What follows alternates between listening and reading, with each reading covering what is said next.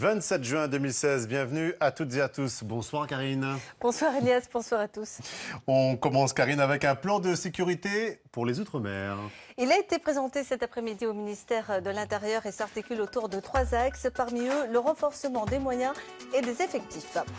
Début d'une série sur la vie des ultramarins installés en République du Congo. Pour ce premier volet, rencontre avec un Martiniquais qui vit depuis 7 ans là-bas et qui s'initie petit à petit aux cultures du pays. Et puis les Bleus, toujours dans l'aventure de l'Euro de football pour la plus grande joie de ses fans. Nous avons suivi l'un d'entre eux, Jean-François Bédier. Il est venu de La Réunion pour encourager jusqu'au bout son équipe. Bien sapé en tout cas le Martiniquais du Congo, Brazzaville. Hein, on verra ça dans un instant. On verra, oui. Et puis à la fin de cette session d'information, le défi de Christian Vanizette, ce jeune Polynésien est devenu un acteur reconnu de l'économie sociale et solidaire. On l'appelle le connecteur d'entrepreneurs sociaux. Regardez. À 20 ans, la Polynésie semblait trop petite pour Christian qui voulait découvrir le monde. Aujourd'hui, ses racines le rattrapent et Christian voudrait faire profiter son île natale du réseau professionnel qu'il a créé. Plus le temps passe, et plus je me dis qu'il faut être quand même cohérent avec soi-même. Tu ne peux pas faire des choses dans le monde entier et pas à côté de chez toi. Christian Vanizette, le connecteur d'entrepreneurs sociaux, un portrait à retrouver dans un quart d'heure. Mais d'abord, le chiffre du jour, 433 policiers et gendarmes supplémentaires pour l'outre-mer. Chiffre annoncé aujourd'hui par le ministère de l'Intérieur dans le cadre du nouveau plan de sécurité des outre-mer. Et ce plan comporte 22 mesures pour lutter, entre autres, contre la montée de la violence, mais aussi contre les trafics de stupéfiants, la grande délinquance et le terrorisme. Henri Elie, Emmanuel Morel et Bernard Roulandel. Presque au garde à vous pour accueillir 2 ministres de la République ou quand Mme Georges Paul-Angevin et M. Bernard Cazeneuve présentent le plan sécurité outre-mer devant policiers, gendarmes, préfets et hauts commissaires des territoires ultramarins. Avec pour objectif premier faire baisser entre autres les violences, les atteintes aux biens et les incivilités. Cette situation qui s'est récemment aggravée appelle depuis longtemps la mobilisation des pouvoirs publics. Elle résulte de phénomènes endémiques de délinquance qui se sont enquistés dans les territoires ultramarins depuis 15 ans. Les raisons sont à la fois exogènes et endogènes et chaque territoire concerné présente bien sûr ses propres spécificités. Côte à côte, les 2 ministres ont donc présenté pas moins de 22 mesures. La plus importante, probablement, l'augmentation des effectifs des forces de l'ordre, tous services confondus, et ce d'ici à la fin de l'année. 433 hommes et femmes qui rejoindront ainsi les territoires d'outre-mer, certains d'entre eux étant affectés à la lutte contre le terrorisme. Mais il y a dans les outre-mer des phénomènes de radicalisation. On a quelques informations sur des territoires, y compris des territoires où il y avait un islam extrêmement républicain, extrêmement légaliste. Donc on doit regarder. Mais c'est surtout l'idée est de dépister les populations à risque, les jeunes à risque, et de faire un encadrement qui soit un encadrement régulier. 22 mesures avec, on l'a compris, des hommes en plus, des moyens supplémentaires, mais on n'en saura pas davantage sur le coût financier de ce nouveau plan sécurité. La suite de l'actualité, Karine, maintenant avec cet attentat en pleine fête de l'indépendance à Madagascar. Un attentat à la grenade à Tananarive, la capitale de l'île. Le bilan provisoire fait état de 2 morts et de dizaines de blessés. Le tour du monde de l'actualité signé Kelly Pujard. 2 morts et près de 90 blessés. C'est le bilan provisoire d'un attentat perpétré dimanche à Antananarive, la capitale malgache. Vers 19h, une grenade a explosé dans un stade municipal. Une attaque non revendiquée qui endeuille la fête nationale. Des milliers de personnes assistaient à un concert gratuit. Il y a eu beaucoup de fumée. Les gens se sont mis à courir partout. C'était la panique. Le président malgache s'est rendu au chevet des victimes. Selon lui, les divergences qui secouent la classe politique seraient la source de cette attaque. Il promet de sévères sanctions judiciaires. C'est la seconde fois que ce stade est pris pour cible. En janvier 2014 déjà, un attentat avait provoqué la mort d'une personne et fait plusieurs blessés. C'est parti pour 6 mois de coupe à La Réunion. La campagne sucrière a démarré ce lundi pour 1500 planteurs dans l'est et le nord de l'île. 1 800 000 tonnes de canne à sucre devraient être broyées. L'usine de Bois-Rouge, l'une des 2 sucreries de l'île, réceptionnait dès l'aube les premières livraisons. Pêcher illégalement dans les eaux calédoniennes pourrait coûter cher à ce capitaine de navire vietnamien. Après une comparution immédiate, le tribunal correctionnel de Nouméa a ordonné ce lundi son maintien en détention provisoire. L'homme et son équipage ont été interceptés la semaine dernière par les forces armées et la gendarmerie. Ils attendent un procès renvoyé au 20 juillet. Direction maintenant le Congo-Brazzaville. Jusqu'à vendredi, nous irons ensemble à la rencontre des ultramarins qui se sont installés dans ce grand pays africain. Aujourd'hui, Karine, nos reporters ont rencontré un assureur martiniquais. Et il vit dans ce pays depuis moins de 10 ans. Il participe à son niveau au développement du Congo, sans oublier ses racines, un socle sur lequel il a posé la culture congolaise, quitte, pour cet homme plutôt conventionnel, vous le verrez, à transgresser certaines règles. Le reportage de nos envoyés spéciaux au Congo-Brazzaville, signé Nathalie Sarfati et Jean-Pierre Magnodet. Sébastien Braillon vit au Congo depuis 7 ans et ces 3 dernières années à Brazzaville, la capitale. Il est assureur, directeur général adjoint de l'un des premiers groupes d'assurance de la sous-région. Originaire de Martinique par son père et d'Italie par sa mère, marié à une Congolaise, Sébastien Braillon a toujours été attiré par l'Afrique et n'a eu aucun problème pour s'intégrer. J'ai pas eu vraiment de mal à m'adapter. Et puis j'ai retrouvé aussi des points de convergence avec les Antilles. Déjà j'étais à Pointe-Noire, ville océane. Donc j'étais au bord de mer. Au niveau climat, bon, ça se rapproche un peu. On retrouve pas mal de choses, donc j'étais pas vraiment totalement dépaysé. Pour Sébastien, ce fut non seulement un choix affectif, mais aussi professionnel, en travaillant dans un pays où tout est à faire. L'Afrique offre des opportunités à titre professionnel que la France n'offre plus. Je peux même élargir aux Antilles, c'est la France. En fait, si vous voulez, bon, les opportunités qu'on peut avoir ici, on ne peut pas les avoir. Enfin, voilà, tout est fait là-bas. Vivre au Congo, cela veut dire aussi s'imprégner de la culture du pays, sans oublier l'art de vivre typiquement congolais, la SAP, Société des ambianceurs et personnes élégantes. Sébastien en avait entendu parler, bien sûr, mais plutôt de loin. Alors, on a provoqué une rencontre avec une personnalité incontournable de Brazzaville, Ahmed Niala, le président des sapeurs du Congo. Dans cette boutique, des costumes, des chemises, des chaussures de marque à profusion, le paradis des sapeurs. Ahmed Niala lui présente de quoi se relooker, des chaussures en croco, un costume marron et un chapeau.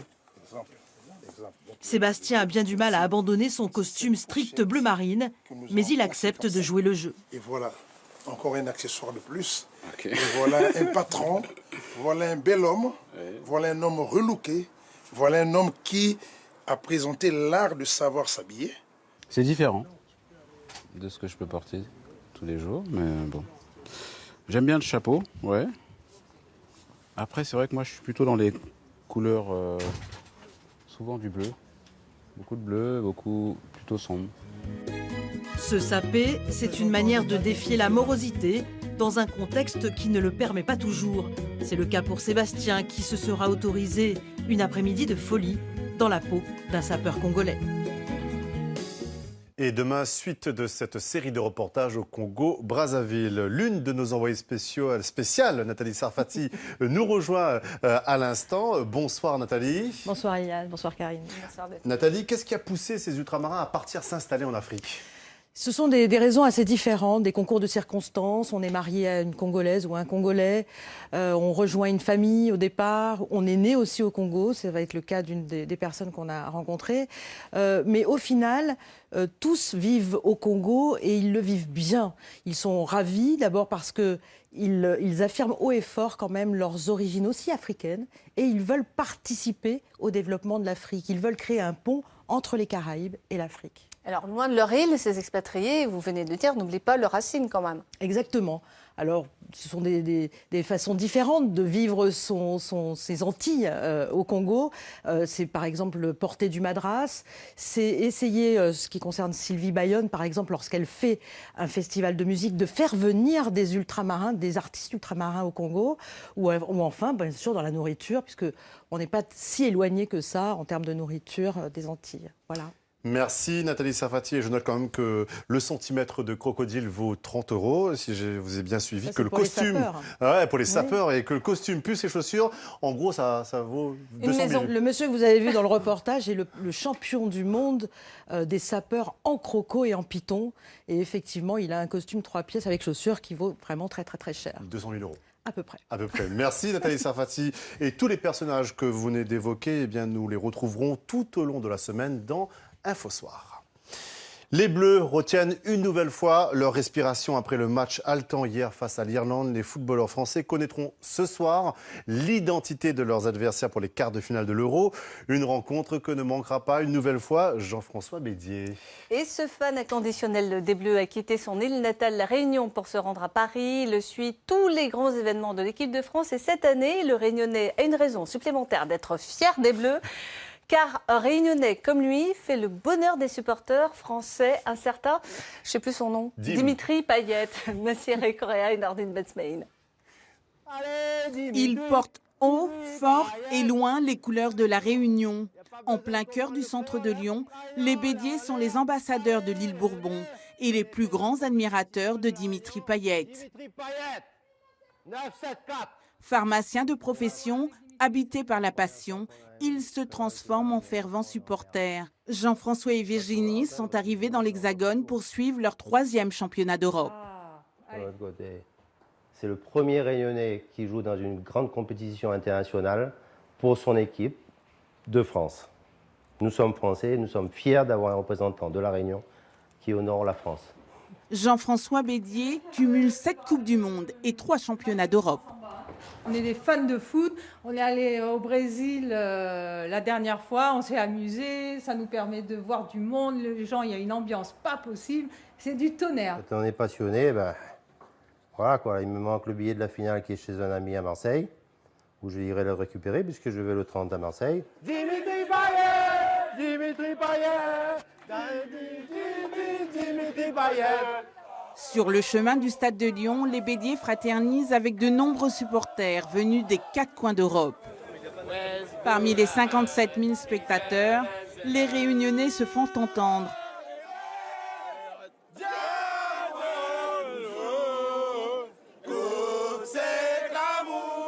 Je vais les suivre jusqu'à Paris, jusqu'à la finale. Il n'y a plus rien qui nous arrêtera. J'étais là en 84 et en 2000. Et on a emmené l'équipe de France jusqu'à la fin, on a gagné l'Euro. Et cette fois-ci, ça sera pareil. C'est le petit supporter de Paris lancé pour un 3e titre de champion d'Europe. Et pour nous parler de cet Euro 2016, le rédacteur en chef du service des sports de France, Mam El Mamoun, nous rejoint à l'instant sans son ballon. Bonsoir Mam. Bonsoir Karine et Elias, bien sûr. Alors Mam, la France est difficilement qualifiée pour la France est difficilement qualifiée hier pour les quarts de finale de l'Euro. On vient de le voir avec Massiré Correa. Quel bilan peut-on faire de la prestation des 2 ultramarins, Dimitri Payet et Kingsley Coman? Alors, Dimitri Payet est incontournable en équipe de France. Vous pouvez dire ce que vous voulez. Je sais qu'hier, il n'a pas fait un très très bon match, mais il est incontournable. Kingsley Coman, je pense que vous avez regardé le match d'hier. Une première mi-temps de l'équipe de France complètement bafouillée. L'équipe de France a bafouillé son jeu. Dès qu'il est entré, il a mis le feu. Et c'est sans doute l'une des raisons de la victoire de l'équipe de France. Alors les Français connaîtront ce soir leur adversaire. Est-ce que c'est plus jouable face à l'Islande ou face à l'Angleterre ? Alors, si j'étais footballeur, je vous dirais, oui, vous savez, il y a peu de petites équipes. Mais moi, je vais vous dire, je préfère jouer l'Angleterre pour une raison simple. Parce que si l'Islande arrive à battre l'Angleterre, ça va déjà être un exploit. Imaginez un instant, ils vont arriver au Stade de France, ils vont être complètement, à l'aise. Ils vont se dire, on n'a rien à perdre, on va jouer contre l'équipe de France. Je pense que les joueurs français seront meilleurs contre une équipe de très haut niveau, l'Angleterre, que contre, une petite équipe.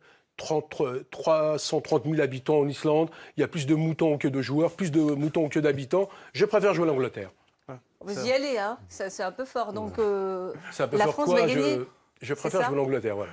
On l'a bien compris. Merci, Mam El Mamoun. Merci donc pour ce pronostic. Et puis, justement, lors de ce match face à l'Irlande, Mam, eh bien, Dimitri Payet a célébré le deuxième but d'Antoine Griezmann de fort belle manière. Le Réunionnais a embrassé les crampons de son coéquipier, un geste habituel dans le monde du ballon rond, mais qui a été diversement apprécié sur les réseaux sociaux. Et notamment sur la page Facebook de la première.fr. Si dans l'ensemble, les internautes saluent la victoire des Bleus, certains perçoivent mal le geste de Dimitri Payet. Pour Victor, c'est un geste stupide dont le footballeur ne mesure pas la portée. Cet internaute met également en avant que personne ne lui a baisé les pieds quand il a marqué ses 2 buts lors des matchs précédents. Mais cette polémique est contestée par d'autres, comme Alain, qui critiquait le QI des footballeurs. Il estime aujourd'hui que ceux qui interprètent ce geste sont encore plus crétins. Voilà, ça c'est bien dit. Dimitri Payet n'est pas un footballeur soumis, ça je peux vous le confirmer. Il assume tous ses gestes. Et il sera également question de football toute cette semaine dans Couleur Sport. Sabrina Soualmia reçoit l'ancien international Michael Sylvestre, aujourd'hui chargé de mission au Stade Rennais. Couleur Sport, c'est à 18h50 sur France O. Christian Vanizette est un spécialiste de ce qu'on appelle le social business. Sa communauté de soutien aux entrepreneurs sociaux fédère pas moins de 100 000 bénévoles dans 100 villes à travers le monde. C'est notre portrait du lundi.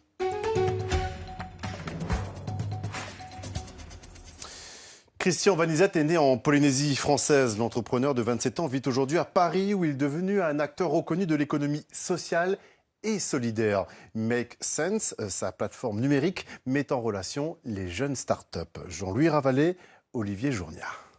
Vous faites vos... Non. Sourire aux lèvres, look d'éternel étudiant et énergie débordante. C'est la marque de fabrique de Christian Vanizette qui fait aujourd'hui partie des entrepreneurs en vue dans l'économie sociale et solidaire. Un parcours qui a commencé il y a 30 ans en Polynésie. Non, mais c'est sûr. J'ai grandi en Polynésie, à Saint-Amélie. J'ai passé 20 ans dans le même pâté de maison, au collège, jusqu'au lycée Paul Gauguin. J'ai fait mes 2 ans de prépa là-bas, on était 15. Et ensuite, je suis venu à Marseille, à l'école de commerce. Après ses études, Christian se lance dans un tour du monde à la découverte des startups qui proposent des solutions dans le domaine social et environnemental. Il décide alors de créer Make Sense, une plateforme numérique qui met en réseau des entreprises pour faire émerger des idées neuves. Ce qui m'anime, c'est mobiliser des dizaines de milliers de personnes dans le monde entier pour trouver des solutions innovantes aux problèmes sociaux et environnementaux. Et avec l'utilisation des réseaux sociaux, pour que même si tu es à l'autre bout du monde, en Polynésie, tu sois connecté avec un entrepreneur ou un bénévole en France qui a trouvé une solution géniale à un problème qui te tient à cœur. 5 ans après, Christian gère une équipe de 65 personnes et Make Sense est présent dans 45 pays. L'entreprise est installée à Paris, où Christian a également participé à la création d'un incubateur pour aider les jeunes entreprises à démarrer. Avec son équipe, il veut concrétiser des projets pour améliorer le monde de demain. On a monté un programme avec l'Agence des Nations Unies pour les réfugiés, SAP, qui est une grande entreprise de logiciels, un entrepreneur social qui fait de la formation au code informatique.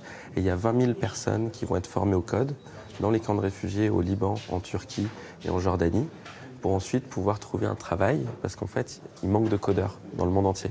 Donc le but du jeu, c'est de passer de réfugiés dans un camp à directement employés dans la Silicon Valley. À 20 ans, la Polynésie semblait trop petite pour Christian qui voulait découvrir le monde. Aujourd'hui, ses racines le rattrapent et Christian voudrait faire profiter son île natale du réseau professionnel qu'il a créé. Plus le temps passe, et plus je me dis qu'il faut être quand même cohérent avec soi-même. Tu ne peux pas faire des choses dans le monde entier et pas à côté de chez toi. Ce qui est intéressant, c'est que tous les financeurs dans l'économie du digital, ils sont basés en Silicon Valley. Et c'est plus proche de Papeete que de Paris. On peut aller derrière. Aujourd'hui, Christian rentre 2 fois par an en Polynésie et son prochain objectif est de créer rapidement un incubateur de start-up à Tahiti. Voilà, si vous voulez tout savoir sur Make Sense, eh bien vous allez sur les réseaux sociaux, Facebook et Twitter. Make Sense y est avec une belle page, plein de renseignements sur l'économie solidaire et sociale. Fin d'Info Soir. Et si vous voulez toute l'actualité ultramarine, c'est bien évidemment sur lapremière.fr et sur franceau.fr. Demain, à cette même place, à 18h30, vous retrouverez Marie Radovic à vos côtés, cher Elias. Et oui, oui. Et ce soir, n'oubliez pas non plus, juste après ce journal, 18h50, Couleur Sport avec Michael Sylvestre qui parlera de l'Euro. Et à 20h50, toujours sur François, Stupeur et Tremblement. Non, non, ce n'est pas le titre du prochain match de l'équipe de France. Non, non, non, pas du tout. C'est un très beau film d'Alain Corneau avec Sylvie Testu. Merci. Excellente soirée sur François.